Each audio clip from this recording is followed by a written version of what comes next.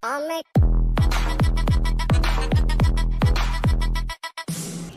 everyone, I am Somya Singh and I am from the batch of 22-24 of SIBM Pune. And talking about myself, my background is BSc Honours in Zoology. I know that might come as a surprise to many of my non-engineer friends.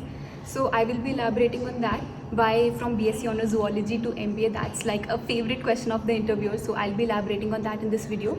So first of all, while I was pursuing my graduation, I felt that even though MSc seems like the logical step to move forward, this is not something that really piqued my interest. Also, I did a couple of internships where I could explore the roles of HR and marketing. Over there, digital marketing specifically really piqued my interest. So that's when I started thinking of changing my career trajectory. But from there, it was like an uphill because you have to put in a lot of hard work. I completely understand being a non-engineer, you are not equally represented in the B schools. When I used to search on YouTube or any other platforms, I could not find people from diverse backgrounds like myself in top B schools. So that sort of acted as a demotivating factor for me because being from a biology background, quants was my Achilles heel. I could not do well when it came to maths. So I used to think that maybe even if I get into a B school and while I'm doing my MBA, I might not be able to cope up with the subjects because they require a good grasp on maths.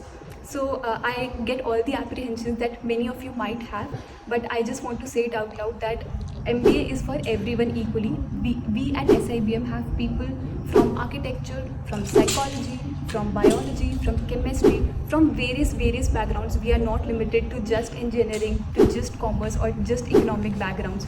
So that is to say that out loud. Then telling about my journey specifically, like I said earlier, maths was my Achilles heel. So my main focus was dedicated towards that. BARC is something that came quite naturally to me. I love reading books, I'm an avid reader, so I did not have to work much on that. LR is also again something that was like in the middle for me. I had to put in some efforts, but then it was quite easy for me to solve the LOD1 and LOD2 level questions. So in SNAP, my particular strategy was that I need to get done with BRC as soon as possible in no time. So I remember there were 10 questions. I was done with those, I think, within 6 to 8 minutes. Then I dedicated a good amount of time to LR, considering that it has 25 questions, the most weightage in SNAP.